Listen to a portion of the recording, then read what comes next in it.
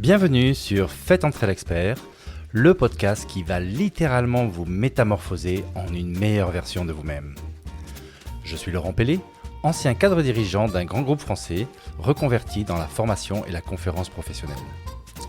Grâce à ce podcast, je vais pouvoir partir à la rencontre des meilleurs conférenciers, formateurs et meilleurs experts professionnels pour les questionner sur leur savoir et partager avec vous le fruit de nos échanges.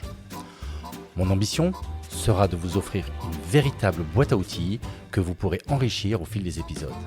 À l'intérieur, des stratégies concrètes, des astuces et des méthodes éprouvées pour améliorer continuellement votre efficience et votre bien-être au travail comme dans la vie de tous les jours.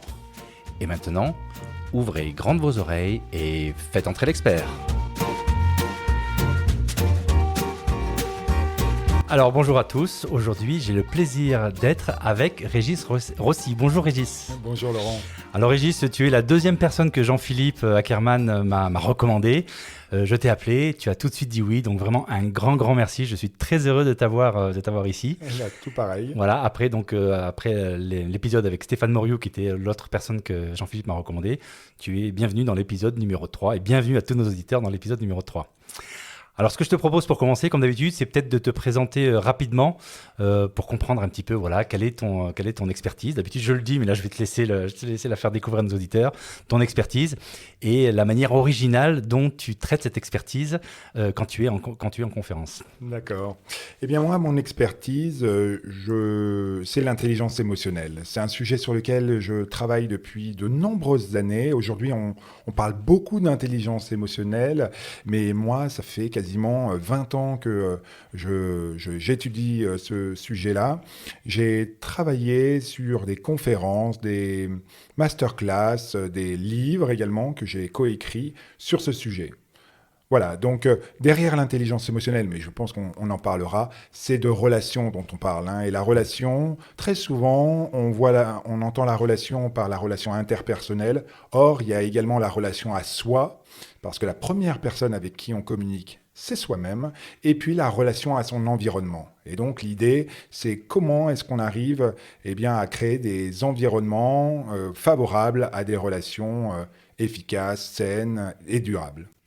Alors, c'est un sujet, moi, qui me passionne parce que, bien sûr, quand on est dirigeant de haut niveau, c'est tout de suite, on parle beaucoup d'intelligence émotionnelle dans le milieu des grandes entreprises. Donc, je pense que c'est un sujet qui va intéresser nos auditeurs. Mais il y a une manière dont toi, tu l'abordes et que j'ai trouvé ça vraiment très sympa, c'est que quand tu fais ta conférence, tu parles de ce sujet-là, mais tu mêles ça avec un art que tu maîtrises. Est-ce que tu peux nous en dire un petit mot ? Oui, effectivement.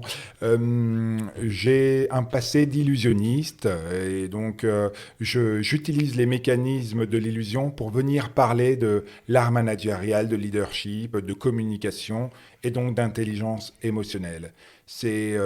On a l'impression que c'est un grand écart entre deux univers qui en apparence sont très opposés. Eh bien, moi, l'idée, c'est de montrer à travers l'art ce que l'art peut nous apporter et qu'il n'a pas qu'une définition de divertir, mais elle a aussi cette capacité de nous faire réfléchir. Et donc, c'est ça l'idée, le point de départ en tout cas que j'ai eu pour venir parler de ces sujets-là. Alors c'est super sympa l'idée de vraiment mêler c'est la précipitation ou la magie et la conférence. Et en fait, tu es absolument légitime sur les deux puisque là, tu n'en as pas beaucoup parlé, mais tu as également un passé corporate dans des grands groupes où tu as travaillé. Et donc vraiment, tu sais ce que c'est que le milieu de l'entreprise. Oui, j'ai travaillé pendant une quinzaine d'années dans différents groupes, plutôt grands groupes industriels, français et internationaux. Et puis, parallèlement à cette activité assez bien normée, j'étais un passionné de magie que j'ai pratiqué sous toutes ses formes. Je suis intervenu sous forme de close-up, de mentalisme. Il y a plus de 20 ans, on n'était pas nombreux en France à faire du mentalisme, de pickpocket. J'ai beaucoup œuvré dans le pickpocket. Voilà. Et donc, c'est en constatant en fait deux choses similaires, c'est-à-dire que la réussite dans le monde du spectacle ou dans le monde du business, des affaires, n'était pas liée uniquement à notre savoir, notre savoir-faire. Et donc c'est comme ça que j'ai voulu étudier, mais qu'est-ce qui faisait la différence entre les gens qui réussissent à atteindre leur objectif et réussissent tout court. Eh bien, c'est là que je me suis aperçu que, évidemment, le savoir-être par l'intelligence émotionnelle était un vrai levier stratégique. Bon, super original tout ça. Puis Pickpocket, moi, personnellement, ça m'a impressionné. Du coup, comme on vient de déjeuner ensemble, du coup, j'ai vérifié si j'avais ma montre, mon portefeuille.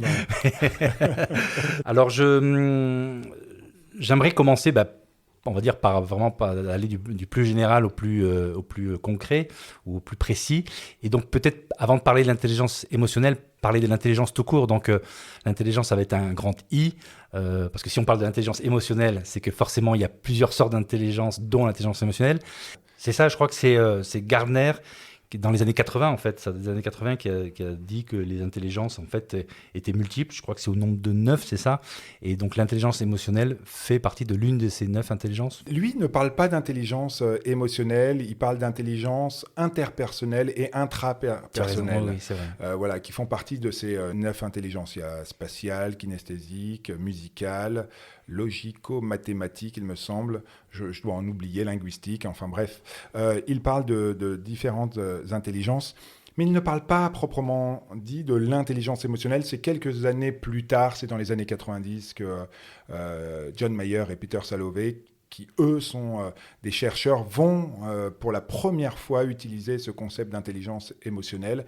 Mais sans doute qu'il est déjà à l'origine, Gardner, de ça. Parce que quand il parle d'intelligence intrapersonnelle et interpersonnelle, c'est bien d'intelligence émotionnelle dont il parle. Ah, donc l'intelligence émotionnelle n'est pas une intelligence de plus par rapport à Gardner, mais ça regroupe des thèmes qui avaient déjà été évoqués par Gardner, sous un autre nom, c'est ça? Oui, tout à fait. D'accord. Ouais, tout à fait. Okay. Donc lui, en fait, il est parti, le constat qu'il fait, c'est que la réussite d'une vie n'est pas liée forcément au QI. Et pendant très longtemps, on a considéré que le QI était très prédictif pour réussir sa vie. Or, toutes les recherches ont montré que ce n'était pas le cas, que les personnes qui réussissaient étaient des personnes qui réussissaient à s'adapter aux environnements, à bien communiquer, à bien maîtriser leurs émotions, à pouvoir rebondir de manière beaucoup plus efficace et beaucoup plus haute que la hauteur de leur chute. Voilà, et donc ça a été ça le point de départ, et puis de montrer que finalement nous sommes tous très très différents et qu'il ne faut pas s'enfermer dans une spécificité, à savoir le QI. Oui, c'est très intéressant ce que tu dis, parce que du coup, effectivement, dans toutes les caractéristiques, quand tu parles de l'intelligence émotionnelle, tu parles de l'adaptabilité, le relationnel. En fait, la manière dont je le vois moi, c'est que comme le monde devient de plus en plus complexe, incertain, voilà, c'est le monde, il s'accélère, que du coup, être uniquement rationnel, en fait, est de moins en moins adapté au monde qui change de manière très complexe. Et donc, ça veut dire que, si je comprends bien, c'est que l'intelligence émotionnelle, en fait, en termes d'importance, est en train de croître au fur et à mesure que le monde se complexifie. C'est juste de dire ça ou... Ah oui, c'est tout à fait juste. Aujourd'hui, plus personne ne peut faire l'impasse sur le sujet. L'intelligence émotionnelle, c'est devenu une des compétences clés recherchées pour les leaders de demain. Donc, c'est dire à quel point, effectivement, c'est devenu important. Et donc, du coup, quand on parle de relation, c'est ce que je disais tout à l'heure, c'est la relation à l'autre, mais également la relation à soi. Et quand on développe une bonne relation à soi, eh bien, on a de grandes chances de développer de bonnes relations à l'autre. Ok. Très clair. Alors à ce stade, donc on comprend, le QI, c'est très important, tout ce qui est rationnel. L'intelligence émotionnelle, c'est pour tout ce qui est adaptabilité, relation à l'autre, etc. Donc le QI, tout le monde sait comment ça se mesure. L'intelligence émotionnelle, c'est moins évident. Donc comment elle se mesure? Est-ce que c'est précis, etc. Est-ce que tu peux nous en dire un peu plus là-dessus? Alors, effectivement, aujourd'hui, le QI se mesure très facilement. Vous pouvez aller dans des cabinets ou même chez les psys. Il me semble qu'ils ont cette capacité à vous faire passer des tests de QI. Pour le QE, il y a 2 types de tests qui sont proposés aujourd'hui. Des tests d'auto-évaluation. Donc là, ce sont des questionnaires que l'on administre aux personnes et où là, on va leur présenter des situations et donc vous allez devoir répondre. Quelles sont les réactions qui sont les vôtres à partir de ces questions ou de ces mises en situation. Et puis, on a l'évaluation menée par des professionnels.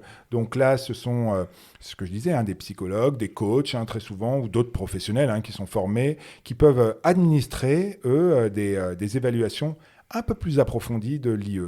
Donc, elles incluent des entretiens, des observations, des questionnaires un petit peu plus détaillés et qui vont permettre d'aller travailler sur la perception émotionnelle, la compréhension des émotions, la gestion émotionnelle et les compétences sociales. Et si un de nos auditeurs dit tiens, j'ai envie de mesurer, il y a des trucs qui sont en ligne facilement accessibles ou il faut forcément passer par un cabinet pro? Oh oui, en ligne, vous pouvez effectivement. Peter Salovey et John Mayer ont développé un test de QE. Donc on pourra mettre en ligne moi, dans mon descriptif de l'épisode. Oui, où les chercheurs, Christophe Haag, a travaillé là-dessus. Donc vous pouvez. Il y a des outils qui existent et sur lesquels on peut aller. On peut les travailler facilement. Ok, on fera ça.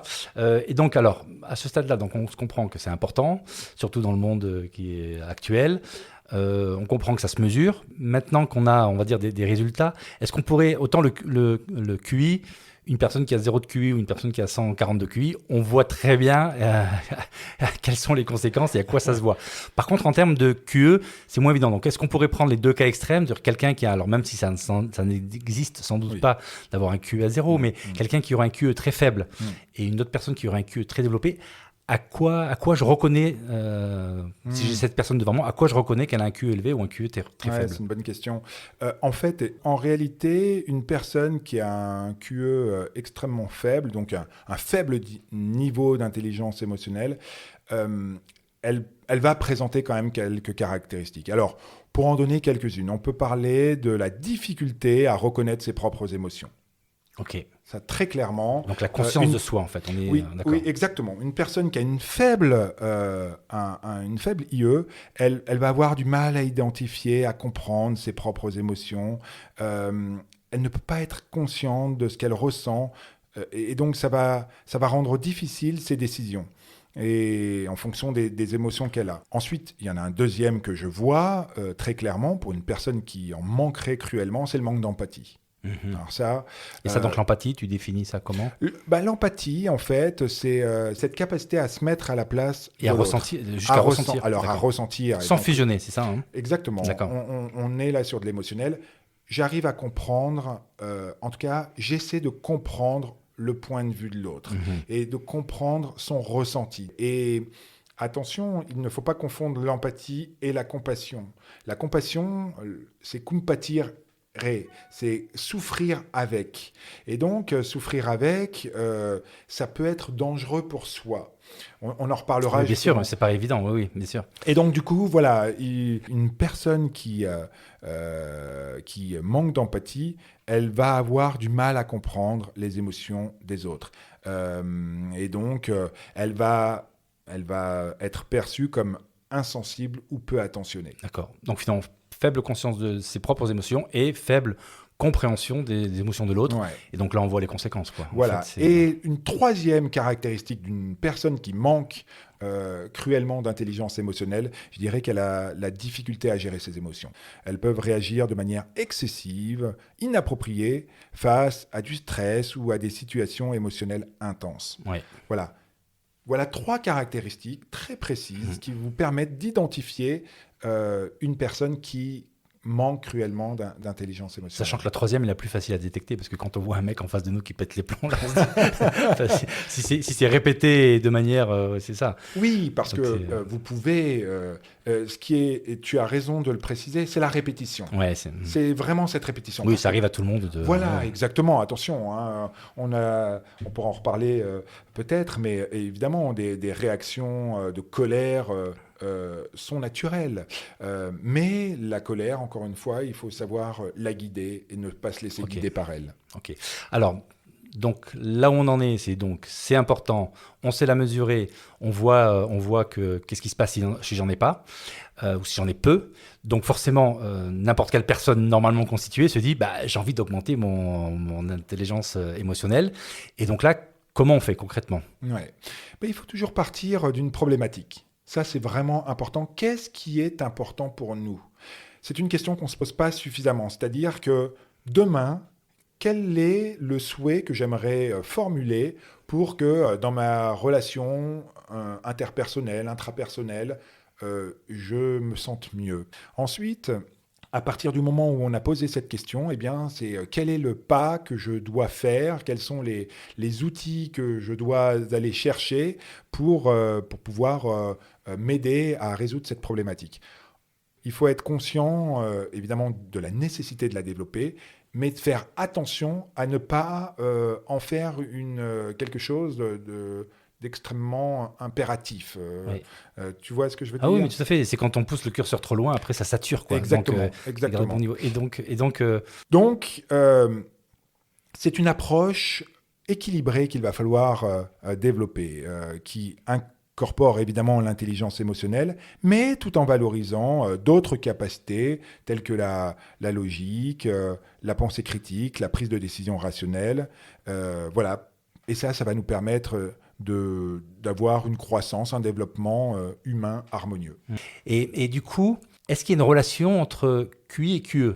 Alors, là, je m'explique, c'est-à-dire qu'en gros, est-ce que forcément une personne qui a un QE, un très bon niveau, est-ce qu'elle aura moins de QI, ou est-ce qu'on aura des gens brillants qui auront et le QI et le QE ? Enfin, est-ce qu'il y a un lien de l'un à l'autre, ou est-ce que finalement c'est complètement indépendant ? Parce qu'on pourrait imaginer que les gens qui ont des QI tellement élevés, finalement, c'est plus des machines et des processeurs. Et donc, il y a ce côté relationnel humain qui baisse. Donc, tu vois ce que je veux dire ? Est-ce que vraiment il y a un effet de vase communicant ou pas du tout ? Oui, alors c'est une très très bonne question. En réalité, je pense que on a souvent opposé le QI et le QE. Et moi, je veux éviter effectivement cette opposition-là. Je pense que quand on a un QI extrêmement élevé, on a une image de soi extrêmement forte et parfois une image de l'autre qui est plus dépréciative. Et ça, c'est compliqué, surtout si vous êtes amené à diriger. Les dirigeants de talent, ce sont des personnes qui savent inspirer. Et pour savoir inspirer, il faut développer des qualités d'écoute, d'attention, de compréhension. Qui viennent du QE, en fait, enfin de l'IE. Exactement, qui viennent du QE. Et donc, évidemment que les dirigeants de talent ont à la fois un QI et un QE extrêmement bien développé. Mais un QI sans QE ou un QE sans QI... Il y a quelque chose qui va manquer, quoi. Il y a quelque chose qui va manquer, effectivement. Ok. Alors, si c'est aussi important, pourquoi... Alors déjà, avant ça, j'ai peut-être une question. Est-ce que c'est acquis ou inné ? En fait, l'IE, l'intelligence émotionnelle, c'est un mélange complexe d'attributs qui peut être influencé à la fois par des facteurs innés et acquis. D'accord. Donc les deux, mon capitaine. Ouais. Alors, les facteurs innés, on peut en parler. Il y a certains aspects de l'IE qui peuvent avoir une base innée, qui est héritée de la génétique. Certains individus peuvent être... naturellement beaucoup plus sensible aux émotions, avoir une meilleure capacité à comprendre les autres ou à être naturellement beaucoup plus doué dans la gestion émotionnelle. Alors, évidemment, il y a des traits qui sont très présents dès la naissance, mais c'est la manière dont ces caractéristiques se développent et vont être utilisées, qui va dépendre largement de l'environnement et des expériences de vie. Ouais, j'imagine que la fameuse période entre 0 et 7 ans, elle doit être clé. Tu baignes dans une atmosphère familiale avec les premiers instituteurs, etc., où il y a beaucoup qui se passe à ce moment-là. Oui, alors beaucoup se passe dans les 3 premières années. Les 3 premières années. Tous les médecins, les neuroscientifiques le disent, les 3 premières années sont indispensables. C'est pour ça, d'ailleurs, que... il y a une mise en garde qui est de plus en plus prégnante aujourd'hui face aux nouvelles technologies et aux écrans. On considère aujourd'hui que jusqu'à 4 ans, quasiment, il ne faudrait aucune interaction d'un enfant ou d'un bébé, bébé-enfant, face à un écran. Aucune, vraiment aucune. mettre un écran face à un enfant entre 0 et 4 ans, c'est comme, au lieu de lui donner son lait pour le biberon, c'est de lui donner de l'alcool. C'est exactement le même effet. Ça, c'est une image hyper forte, ça. Et Et oui, d'ailleurs, c'est très bien pour nos managers qui nous écoutent, qui sont sans doute très occupés. C'est vrai que la tentation est facile de dire, bon, allez hop, je file une tablette et puis il se débrouille. Alors qu'en fait, ce que tu dis, c'est vous le rendez dépendant, quoi. Ah oui, vous le rendez dépendant. Et puis vous surtout, tuez son intelligence émotionnelle. Et plus que ça, même ses compétences cognitives et évidemment ses compétences émotionnelles. Donc c'est très clair. Hein. Ouais. Vous ne trouverez pas un médecin qui vous dira le contraire aujourd'hui. Donc il faut prendre la mesure de ce constat-là. Et en fait, ce qui est vrai avec nos enfants, nos petits-enfants, l'est tout autant en réalité dans nos interactions de tous les jours, sociales, familiales ou professionnelles. Si vous passez du temps avec des gens qui ne sont jamais disponibles pour vous, qui passent leur temps sur leurs écrans, je peux vous assurer que la qualité relationnelle que vous construisez, elle va être extrêmement pauvre. Alors que lorsque vous développez du temps, de l'attention avec des personnes, en étant vraiment pleinement avec, eh bien vous développez une qualité relationnelle extraordinaire. Et ça, c'est un vrai défi, c'est un défi du 21e siècle que je nomme le défi de l'attention. Ok. Donc c'est très très clair. Et donc oui, il est possible de continuer à développer, même si on comprend que beaucoup se passe au plus jeune âge. On comprend finalement que ce sont des choses très simples. Hein. C'est s'observer, être avec l'autre pleinement, l'écoute, etc. Donc à quelle vitesse on peut donc il y a de l'acquis. Hein, il y a de l'acquis, oui. Et à quelle vitesse on peut se développer? Est-ce qu'il y aurait... Alors on va garder peut-être quelques outils pour les pépites de l'expert pour mettre dans notre boîte à outils à la fin de l'épisode. Mais est-ce que tu aurais des recommandations sur des choses qui peuvent être faites pour travailler son intelligence émotionnelle et à quelle vitesse? Est-ce que ça représente un très gros boulot ou bien c'est quelque chose qui se fait assez facilement? Comment tu définirais ça? Alors, sur les facteurs acquis, elle va être développée, cette intelligence émotionnelle, par l'expérience, par l'apprentissage, par la pratique. Les expériences de vie, l'éducation, les interactions sociales et la volonté, t'en parles, hein, la volonté de s'améliorer vont contribuer au développement des compétences émotionnelles. Alors par exemple, on peut faire des exercices de développement personnel, des pratiques comme la méditation ou la pleine conscience vont aider à améliorer les compétences liées à l'intelligence émotionnelle. Tout comme on peut améliorer ses compétences académiques par la pratique et l'apprentissage, il est possible également de développer, d'améliorer son IE au fil du temps. Donc, c'est jamais trop tôt et c'est jamais trop tard. Alors après, comment la développer? Déjà par un intérêt sur ce sujet-là. Alors, ça peut passer par l'auto-évaluation, c'est-à-dire se dire, on va commencer à s'observer soi. Oui.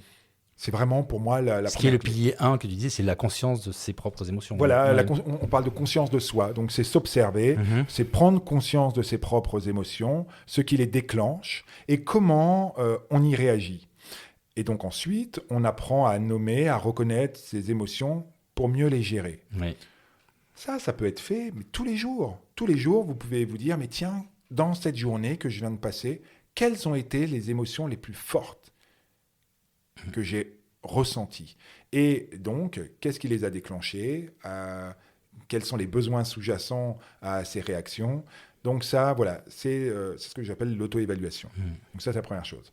Ensuite, pour le développement de l'empathie, par exemple, comment est-ce qu'on fait pour développer son empathie? Parce que est-ce qu'il y a des cours d'empathie? Alors, aujourd'hui, en tout cas en France, on est en train de mettre en place des cours sur le sujet. Enfin, quand je dis on, je parle de l'éducation nationale, mais je vous parle de ça il y a quelques semaines. Gabriel Attal a annoncé des cours sur l'empathie. Il s'inspire de ce qui a été fait dans les pays scandinaves, où les enfants, les bébés même, reçoivent en maternelle, en primaire, des cours sur l'empathie. Quand on comprend ce que tu viens de dire, que c'est au plus jeune âge, c'est vrai que c'est choquant qu'il n'y ait rien et que on soit aussi en retard, quoi. C'est incroyable. C'est incroyable, oui. C'est incroyable. Bon, la bonne nouvelle, c'est que ça arrive. Très bien. Ouais, tout à fait. Donc, pratiquer la compréhension des émotions des autres, écouter activement, être attentif aux signaux émotionnels des autres, essayer de se mettre à leur place pour mieux comprendre leur point de vue. Voilà des premières pistes pour développer de l'empathie. Sur la gestion émotionnelle, on va apprendre des techniques de gestion du stress et des émotions. Voilà, alors la méditation, la respiration profonde ou d'autres méthodes de relaxation aident à contrôler les émotions intenses, quand elles sont extrêmement intenses. La communication efficace, on sait, je le disais tout à l'heure, une personne intelligente émotionnelle saura bien communiquer. Eh bien, comment est-ce qu'on peut développer ses compétences en communication ? Eh bien, on va tout simplement apprendre à exprimer ses émotions de manière claire, constructive, tout en étant extrêmement attentif aux autres. Voilà, il y a le feedback également qui est intéressant de pratiquer, qui est même nécessaire de pratiquer. Alors ça tombe très bien parce que le feedback, c'était le sujet de mon épisode numéro 2 avec Stéphane Moriou. Et oui. Donc là, voilà, on voit qu'il y a des liens entre les sujets. Oui, tout à fait. Le Stéphane Moriou, que j'aime beaucoup, j'ai lu son livre, c'est un des derniers livres en psychologie sociale, parce que pour moi, c'est un livre en psychologie sociale que j'ai lu qui était incroyable. Et quand j'ai vraiment apprécié, c'est un bijou ce livre. Et donc, solliciter des retours d'informations de la part des autres pour améliorer sa compréhension de ses propres réactions émotionnelles, c'est devenu un défi aujourd'hui et une nécessité. Donc, de réfléchir à ces interactions pour mieux comprendre comment nos émotions influent sur nos décisions, nos comportements, voilà à quoi servent les feedbacks. Donc là, on voit comment la développer soi-même, mais après, quand on est un manager, un leader d'équipe, il y a aussi, je pense, qu'on peut la transmettre. Donc moi, mon sentiment, c'est que elle est contagieuse, parce que dans mon expérience, quand tu ressens tout de suite si tu as quelqu'un qui a une grande intelligence émotionnelle. La question, c'est est-ce qu'un leader qui a une haute intelligence émotionnelle peut transmettre ça à ses équipes, parce que du coup, c'est une solution d'apprentissage. C'est-à-dire que la clé, ça peut être, si vous voulez la développer, cherchez des boss qui en ont une grande, et puis, sans rien faire, juste par mimétisme, vous pourrez l'acquérir. Ouais. Je pense que c'est la meilleure. Ouais. Je pense que c'est la meilleure. Effectivement, elle est extrêmement contagieuse. L'émotion est contagieuse. Donc, passer une après-midi avec une personne qui est remplie de joie de vivre, eh bien, vous allez avoir le sentiment d'avoir vécu un moment enrichissant, un moment qui compte, qui vous fait du bien. Passer la même après-midi avec une personne qui se plaint tout le temps, qui râle, qui ne vous adresse pas un seul sourire de la journée, eh bien, vous n'aurez qu'une seule envie, un aspirine et au lit. Oui, donc finalement, c'est super parce qu'on passe du bon temps et en plus, on augmente sa propre capacité d'intelligence émotionnelle. Donc, et bien sûr, génial. D'où effectivement cette nécessité de veiller à la qualité de nos relations. On en revient là. Et ça, c'est vraiment important. Ce que tu dis, c'est la transmission par l'exemple. Les personnes qui démontrent un haut niveau d'intelligence émotionnelle dans leur comportement, dans leurs interactions, elles vont inspirer, elles vont influencer les autres de manière extrêmement positive. Ok, alors je change de sujet. Donc tu disais que dans tes conférences, tu utilises l'illusionnisme, donc la magie pour mêler ça avec l'intelligence émotionnelle. Donc est-ce que très rapidement, tu peux nous dire en fait en quoi la magie est un bon moyen pédagogique pour parler de l'intelligence émotionnelle, donc la relation qu'il y a entre les deux? Oui, en fait, ce qui m'intéresse dans ce que je propose, c'est de proposer des expériences qui vont créer un effet waouh, parce que j'utilise les ressorts et les mécanismes de l'illusion, mais ce sont des expériences qui sont à la croisée des chemins entre les sciences de la magie et les sciences sociales et sciences cognitives. Donc, ce sont des expériences que j'ai créées vraiment spécifiquement pour ça. Et donc, quand je vais expliquer le processus qui m'a permis de réussir, mon auditoire s'attend à ce que je leur montre mon savoir-faire, mes compétences, mes techniques. Et en fait, ils vont s'apercevoir que oui, effectivement, j'ai un savoir-faire, mais que ce n'est pas lui ou seulement lui qui m'a permis de réussir l'expérience que je viens de faire. Mais que ce qui m'a permis de réussir, c'est ma capacité à développer de l'empathie, de la confiance, de générer de la coopération, de l'engagement, des leviers émotionnels qui sont invisibles. Et donc l'idée pour moi, c'est de rendre l'invisible visible. Et quand je le fais, évidemment, je fais l'analogie avec le monde professionnel et les fonctions des personnes qui sont en face de moi. Et donc évidemment, les gens comprennent que, eh bien, eux aussi, ils ont un savoir-faire, mais que il ne suffit plus aujourd'hui. Ouais, je trouve ça super smart parce qu'en plus, tu vis un moment émotionnel et donc on sait qu'en fait, tu ancres beaucoup plus quand il y a des moments émotionnels. Et donc, ce que tu vas transmettre pendant ces conférences clairement vont être ancrés avec ces tours que tu leur fais. Donc, je trouve ça très bien. Dernier petit sujet avant de passer aux pépites de l'expert, parce que je vois vraiment que le temps file. L'intelligence artificielle, c'est très à la mode, on en parle beaucoup, etc. Donc ça, c'est une intelligence supplémentaire que Gartner, sans doute, ne citait pas dans ses 9 intelligences. Pourtant, on voit qu'elle va vraiment rentrer dans nos vies et voire même avoir un impact sur les intelligences existantes. Donc, je vais bientôt recevoir un expert sur l'intelligence artificielle. Donc, l'idée, c'est pas de parler de l'intelligence artificielle, on va le faire, mais c'est juste toi, voilà, comme spécialiste, comme expert de l'intelligence émotionnelle, comment tu vois la montée rapide de cette nouvelle intelligence qu'est l'intelligence artificielle et quelles peuvent être les conséquences de l'une sur l'autre? Moi, je ne voudrais pas opposer l'IA et l'IE. Pour moi, ce sont deux domaines qui sont extrêmement distincts, mais en même temps très interconnectés. L'IA, elle va se concentrer sur la capacité des machines à effectuer des tâches qui nécessitent généralement de l'intelligence humaine. Et donc, cela inclut la capacité d'apprendre, de raisonner, de percevoir, de résoudre des problèmes, et même d'interagir avec des humains. D'autre part, l'intelligence émotionnelle, elle va concerner la capacité des individus à reconnaître, à comprendre, à gérer et à utiliser ses émotions et à interagir efficacement avec les autres. Donc ces deux domaines, finalement, se complètent sur différents aspects. D'abord, l'interaction homme-machine. L'IE, elle peut être incorporée dans la conception d'interfaces d'utilisateurs pour rendre des interactions avec des systèmes d'IA les plus intuitives et adaptées émotionnellement. Aujourd'hui, il y a des agents conversationnels qui utilisent l'IA et qui pourraient être programmés pour reconnaître et répondre aux émotions des utilisateurs, par exemple. C'est-à-dire qu'une machine, en fait, apprend quels sont les comportements caractéristiques d'un bon niveau d'intelligence émotionnelle et donc est capable de les reproduire en fonction de l'humain qui interagit en face, c'est ça? Tout à fait. Alors après, il y a des expériences qui sont intéressantes, qui ont été faites, par exemple, dans des pays scandinaves, c'est-à-dire que pour entrer dans un magasin, vous devez sourire à la caméra.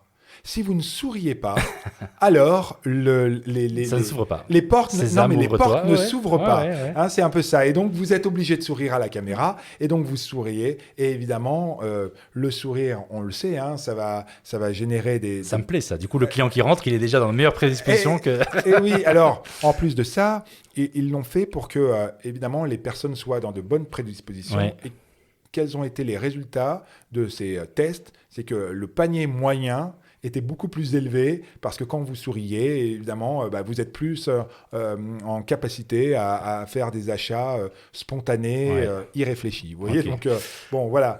C'était pas ça l'objectif du départ, mais voilà une des conséquences. D'accord.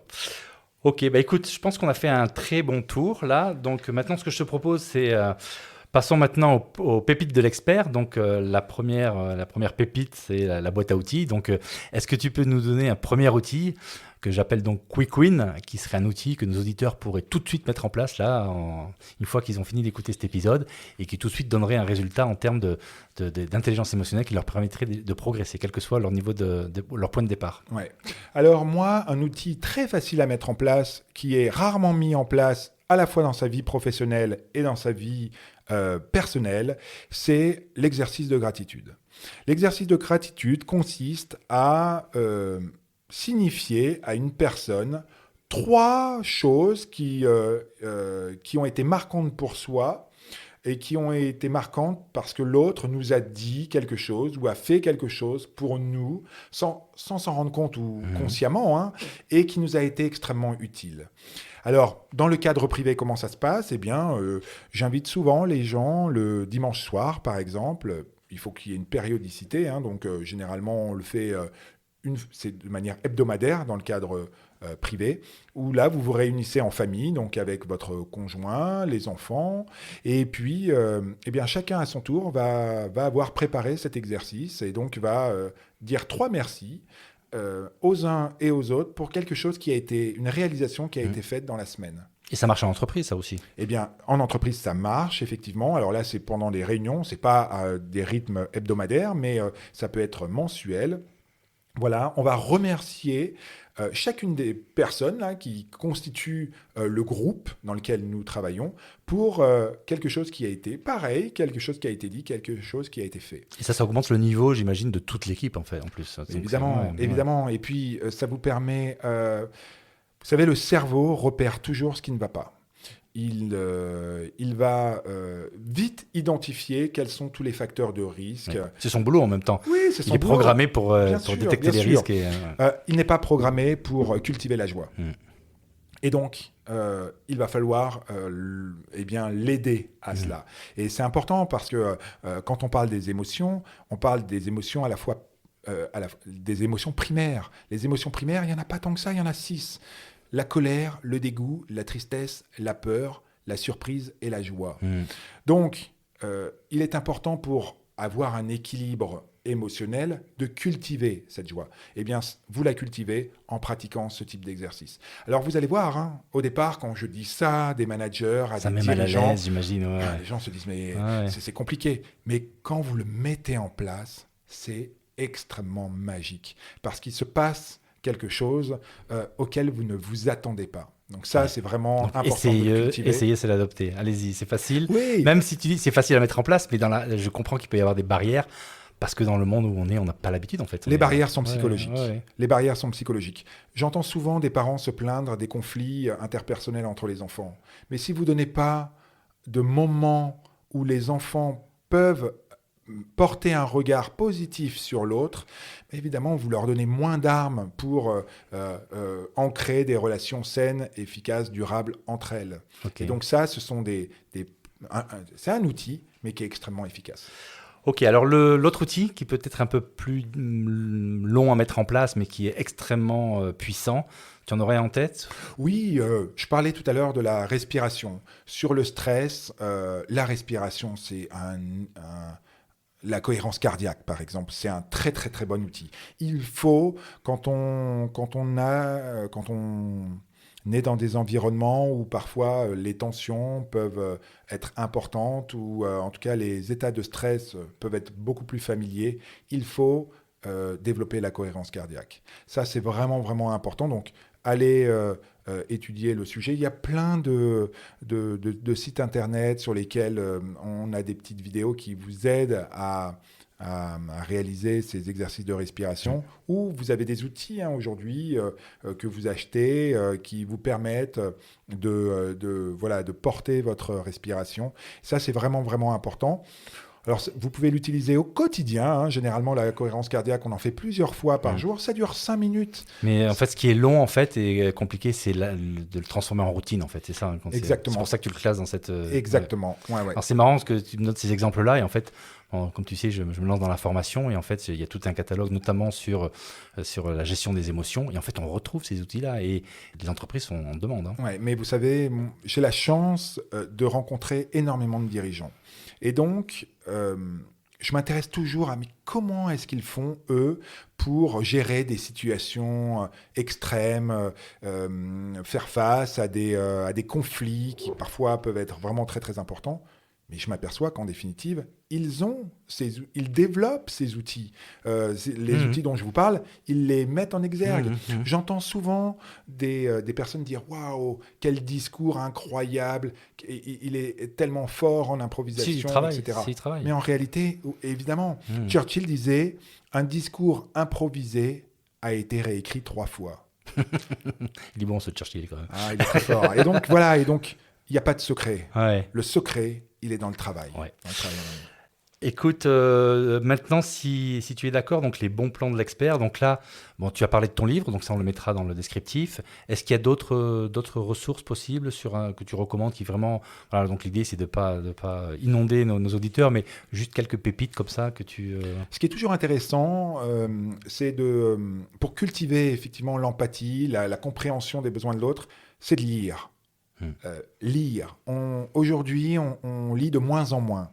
Or, c'est vraiment, vraiment important pour cultiver cette empathie. Pourquoi ? Parce qu'en fait, quand on arrive à se mettre à la place des personnages, on réussit finalement à comprendre que tout n'est ni jamais noir, ni jamais blanc. Et donc, on arrive à se mettre parfois même en empathie avec des personnes avec lesquelles, dans la vie, on ne serait pas en empathie. Pourquoi ? Parce qu'on a compris d'où ils venaient.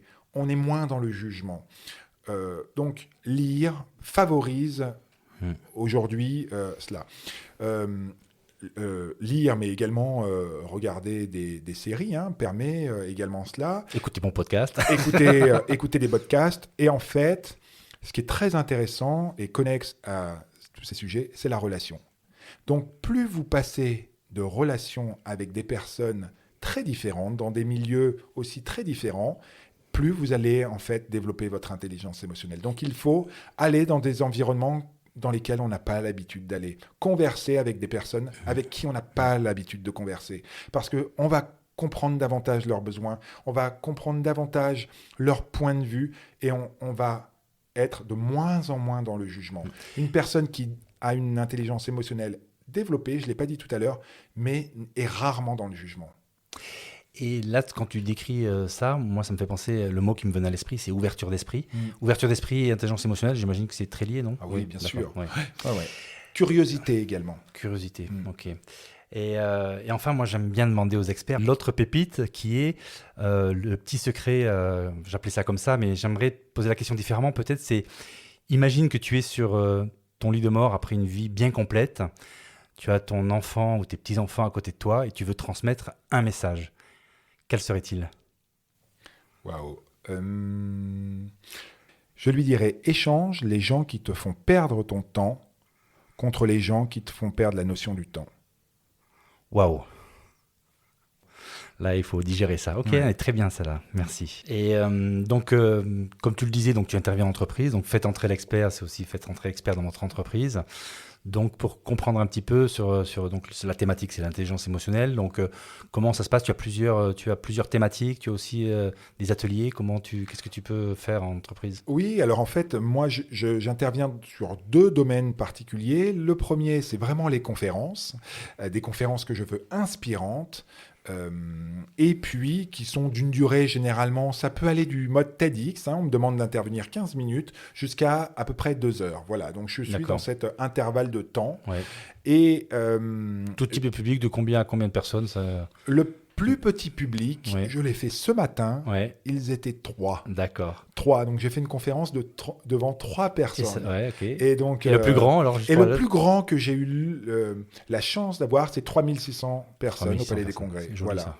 C'est très sympa. Et donc tu me disais que vous êtes peu nombreux à en vivre en France, vous êtes une vingtaine, donc vraiment pour toi c'est beaucoup de conférences par an, enfin j'imagine. Oui. Je sais pas si tu partages. Oui, c'est entre 100 et 150 conférences par an. Voilà. Donc ça dépend des années. Je ne compte pas le Covid, évidemment, qui est une année très particulière. Mais oui, c'est un volume qui est assez important. Après, moi, quand j'ai commencé ce métier, mon ambition, c'était de faire une trentaine de conférences par an. Je m'étais dit, si je fais 30 conférences par an, je suis vraiment ravi parce que je sais quelle est la difficulté pour pouvoir les faire.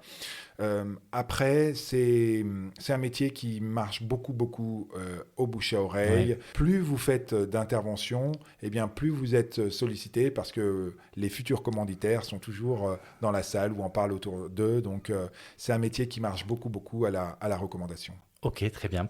Enfin, dernière petite question, est-ce que tu aurais des recommandations d'experts que tu aimerais proposer pour venir dans mon podcast ? Oui, il y en a beaucoup qui pourraient venir, mais je vais t'en donner 2, un homme et une femme. Je te donnerai Bernard Tellier, qui est un ancien négociateur du GIGN, qui est un conférencier très talentueux. Quand moi j'ai commencé dans ce métier, j'ai contacté 3 conférenciers, dont lui. Il m'a tout de suite répondu et c'est même devenu un ami au fil du temps. Et il est très talentueux. Et puis une femme également très talentueuse, Dorine Bourneton, qui, elle, a vécu un drame à l'âge de 15-16 ans. Elle était dans un avion qui s'est crashé. Il n'y a eu aucun survivant, sauf elle, mais elle a perdu l'usage de ses jambes. Mais comme elle le dit si bien, elle n'a pas perdu Elle a perdu ses jambes, mais elle n'avait pas perdu son rêve. Et son rêve, c'était d'être pilote. Et donc, c'est une femme extraordinaire, qui a un parcours incroyable, qui est conférencière également. Et je pense qu'elle a toute sa place dans ton podcast. Bon, Bernard, Dorine, je vais vous contacter en espérant vous avoir bientôt au micro de ce podcast. Écoute, merci beaucoup. On a passé un très bon moment ensemble. Voilà, et donc vraiment merci pour tout ce partage. Tu étais très généreux. Moi, j'ai appris plein de choses. Et donc, voilà, on repart avec des outils très concrets. Donc, maintenant, à nos auditeurs de jouer et de cultiver leur intelligence émotionnelle pour devenir de meilleures versions d'eux-mêmes et de grands leaders et managers.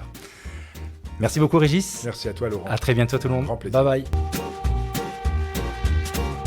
Voilà, j'espère que cet épisode vous a plu et vous aura permis de garnir encore un peu plus votre boîte à outils qui vous aidera à devenir progressivement une meilleure version de vous-même.